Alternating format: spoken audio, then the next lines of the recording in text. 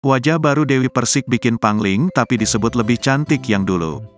Dewi Persik tampil dengan wajah barunya malah disorot netizen. Sebab penampilan wajah baru Dewi Persik bikin pangling hingga disebut-sebut lebih cantik yang dulu. Ternyata Dewi Persik memberi perlakuan pada wajahnya sehingga tampil berbeda. Pedangdut Dewi Persik makin rajin melakukan perawatan wajah. Terbaru, memasukkan lemak ke beberapa titik di bagian wajahnya. Berkat tindakan kecantikan itu, wajah Dewi Persik pun tampil beda. Menurut Dewi Persik hal itu dilakukan demi menghindari tindakan filler wajah. Terlebih, DP sapaan akrabnya, mengaku jika takut dengan jarum suntik. Tindakan tersebut membuat wajah Dewi Persik sedikit berubah, yakni lebih berisi dari sebelumnya. Dewi Persik pun langsung diserbu pertanyaan apakah tindakan merubah wajahnya ini menjadi persiapan dirinya sebelum menikah dengan kekasihnya, Ruli.